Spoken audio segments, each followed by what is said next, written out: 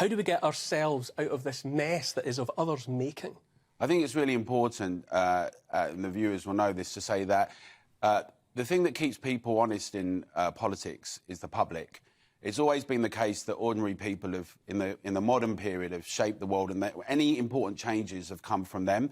And we've had a series of decades now where there's been this technocratic impulse, where this, when in doubt, regulate, ever separation between those that are elected and the public. And we saw that coalesce on steroids during the imposition of lockdowns. This whole idea that we're vectors, we're terrible. When lots of people originally, if we remind ourselves, wanted to volunteer, that was snuffed out. We were told to go and sit in the corner, hands on heads. We now see even more technocratic impulses, whether it's the IMF or whether it's our own leaders that are saying these are the measures that are going to have to happen to you now. We haven't got big solutions. I think we need a massive national debate where ordinary people are at the heart of it, where the public is at the heart of it. And that's why the Together Association has got local, regional and national groups of people coming involved. We've got over 300,000 signatories, and we are launching a shadow cabinet. We're going to be launching a shadow cabinet that says there's a range of people in different areas that is going to be constantly critical in the different areas that are going on, but with a view that actually the public has always got very good instincts, and we need to be at the heart of things, whether it's what's happening with the NHS, whether it's to do with wealth creation for everyone, productivity, whether it's to do with the kind of regulations in society, the fact that we don't want compulsory ID, the fact that we should be able to speak freely. You know, we've just seen the online safety bill after 3 years of having people taken down and censored, and Elon Musk now coming out to stop that a bit, but we shouldn't rely on one person at all ever, to have free speech and to say that we're not these mad, out-of-control people. Actually, we're the neighbours, friends, colleagues, staff, family that make Britain so brilliant, and actually it's the public that really need to be at the heart of matters, and we need to show the technocrats, and that's the government largely, and the so-called opposition, who actually wanted more, longer, harder restrictions. And so we'd invite everyone that's watching, if they want to be involved locally, regionally and nationally, to get involved with the Together Association, togetherdeclaration.org. We want people around the country. We want people to actually be vocal, like we've been doing in our campaigns. We've been getting people to lobby their MPs, to post, to go out and leaflet and talk to citizens, to talk to their colleagues. We have shown, when people think it's, you know, sometimes people can be fatalistic, like everything is out of control, there's nothing we can do. We demonstrated with many different people, but with Together, that actually around the vaccine passports and specifically the vaccine mandates, we could stop it when we worked together. I don't think enough people realise that happened. You know, because it happened, I think too many people thought it was just, I don't know, just happened organically and naturally. Right. But where those mandates and vaccine passports came in other parts of Europe and the world, it didn't happen here. That's right. And that was because of people being people. Absolutely. Speaking up. It was to do with brave frontline workers, NHS staff and others that said, we've been here working for a year. Why is it that we're now having this imposed on us? They put themselves on the line. It was to do with lots of different campaigns and organisations, people like NHS 100K, Together worked with lots of different people. It was to do with ordinary people saying, actually, it's unacceptable, coming out on protests and demonstrations and bringing that to their local MPs, to their councillors and also to the government and fighting back. And you're absolutely right, Neil. We were told by friends in Canada and Australia, you'll never stop the mandate. Right, but actually, we need to take a win when it's there and say, this is what we're capable of, right? And we are agents, we are potentially curators of the future. You know, we're the best of British and we've got to believe in ourselves. And actually, you know, without sounding corny, we want to be the change of the future. We want to see the change. It's going to be up to us, right? We can either be on the sidelines, which is where many technocrats want us, nudging, fear, telling us it's the next catastrophe, or us rationally arguing and imposing ourselves on the world in the way we want to see it. Kerry, how do you feel? I'm watching both of you nodding gently along. What do you I like a lot of what Alan... Taking agency, you know... Yeah, I think agency's at the heart of things, but I have to put a but in here. I like a lot of what Alan says, and I think the Together campaign's been great and very important in terms of overturning things like the vaccine passports. But my only worry is as follows. Young people that I teach film to say to me, you know, I want my voice. Yeah? And I always say to them, but what do you want to say? Now, I just want to be... I know Alan doesn't think like this anyway, but I think we should be careful not to obsess on the process, how you're involved, what you're involved in. Is it a shadow cabinet? What is it? But to think about and clarify, and yes, in some regards, as I was saying earlier, that might mean more division, because it's more rows. What do you want to say? Because otherwise you can have a wonderful public platform and petitions and everything else, and it's simply echoing the mainstream. But we do need to coalesce, though, don't we? I mean, I think what Alan's saying is that we need to come together. So as well as people independently... About what? How to fix this. You know, and a shadow cabinet or whatever.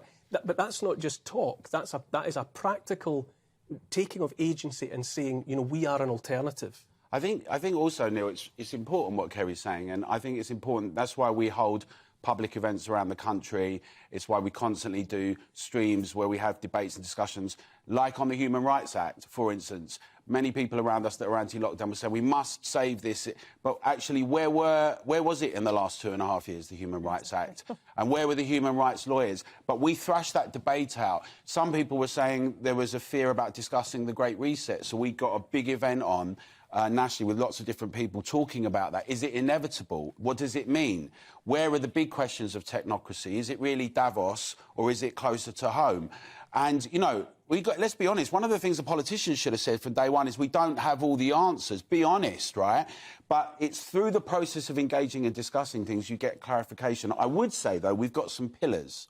And our pillars are very boring and ordinary, actually, but they're really radical today, which should be exciting to people, because they're based on...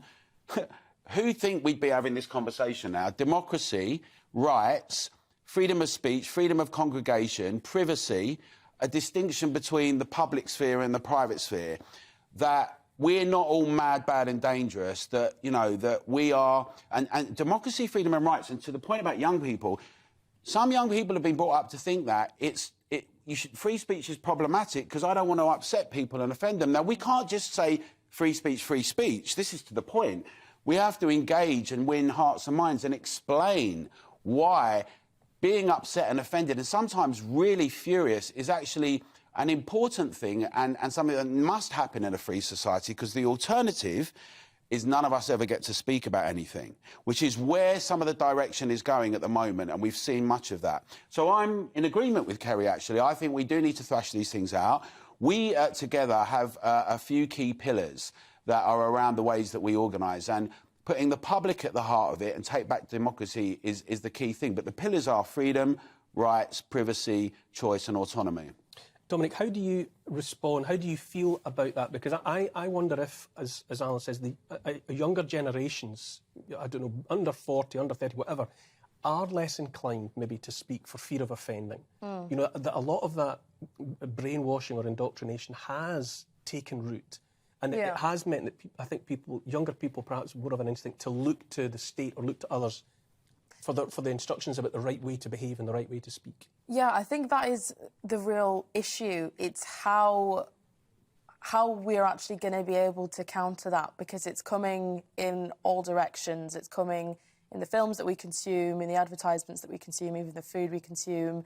It's in our education system, our universities, our schools, even our primary schools at this point, the conditioning, the brainwashing, to create the idea that having free speech is bad because you might offend someone, despite the fact that that's the very essence of free speech. In order to speak freely, there will always be the possibility that you offend someone. But just in regards to what Alan is doing, I have no criticisms whatsoever. It's OK to, you know, sit from the sidelines pointing, saying what you're doing isn't good enough. But it's, you know, the fact that people actually have the bravery and the initiative to actually try and do something that's amazing, because it's things like that, you know, it may not seem major in the, you know, in the small scheme of things, but in the grand scheme of things, they make a massive difference. It's to hear the fire in your voice when a lot of people sound extinguished by, you know, 2-3 years of relentless propagandising. To get to something specific that you're about, what about the 40,000 care home workers? Yeah. You know, you've been very proactive about that. Yes, so over 40,000 care workers, as you say, they were actually, we've lost them because unlike stopping the mandate for the NHS, that we weren't formed then and we didn't get there fast enough and they were lost. We've got 165,000 gap in staff. We've got over 13,000 beds being blocked, not releasing people. Everyone is talking about the Care and Quality Commission's report about how significant care is in the context of the NHS, but almost nobody is talking about the vaccine mandate and the consequences of that. So our campaign is very simple: apologise, compensate and reinstate the care workers. We've now got over 80,000 signatures on it. We are talking to various MPs and Lords and others as well, like we did with the petitions for the vaccine passports and mandates. And we're going to continue arguing this case. We've lost people that have got decades of experience who, again, were on the front line. And I just must say that in the last couple of days, the news, I find it difficult saying his name now, but with Matt Hancock blaming the staff and some care homes for the issues that we've seen, it just goes to show how contemptuous it is. It's like blame ordinary people, blame workers, blame the staff. No one takes responsibility, and it's just not good enough. How can anyone be arguing against the reinstatement and the compensation of those? I mean, surely the facts have now dictated that what they did was completely right, that their stance was only ever a human stance to which they were entitled. Well, you know, the question... So there's always a question of choice, and whoever was right or wrong, it was about their own personal choices. What was certainly wrong was to try and force someone to do something against their will. Now we see as well, but this isn't the main point, we now see that it does not stop transmission. But that's not the point, because if it did, the principle of choice is still there. And what had happened was, this was a year down the line. Right, you know, this was some time down the road that this had all happened to people. So the key question is, you know, about the reinstatement compensation. People will say various things. They'll make objections. But the point is this: our goal is to get out wider and to more of the public, to have these conversations with them, like we want to about lockdowns. It's astonishing that when we're talking about the cost of living, cost of lockdown crisis, which has other things that have led up to it as well. We've had a sluggish economy for 3 decades, if we're honest, but the last 3 years has meant that now it's all come to a head. And the impact of that, and a lot of people are not associating that, and people are getting let off the hook. And I think we really need to be able to win over other people in the public. That's one of our key things. And also have them involved in saying what they want to see happen, right? Because at the moment, all the conversations and discussions are the markets say. Yeah. The Bank of England. I mean, like, well, actually, who are the markets, right? It's us. It's our friends, neighbours, loved ones. It's like, what do we want to see happen in Britain? And one thing I'll say about this, is that when we shine a light here and we do things here, look how quickly they change elsewhere. This is a historic moment for us all, right? And without trying to sound too grandiose, if not now, when, right? We have a situation where we've allowed people that are technocratic and really quite contemptuous. Unbelievably, actually, if you think about what happened with Brexit, right, where you had this whole, you know, a lot of people came out and got engaged in the public and everything, but you leave it in their hands, any of this stuff, and they've demonstrated what they do. And now they're coming out with mealy-mouthed, half apologies and mea culpas for things that have happened. It's just unacceptable. And no one wants to live in the past, but it's important to remember what has happened and not to get flannelled. And to say, what do we want moving forwards? What do we want our education to look like? What do we want care to look like? How do we want the workplace to be? You know, we're not going to fight amongst each other. You tell us it's, you know, they're the ones to blame because they're deciding to fight for their livelihoods.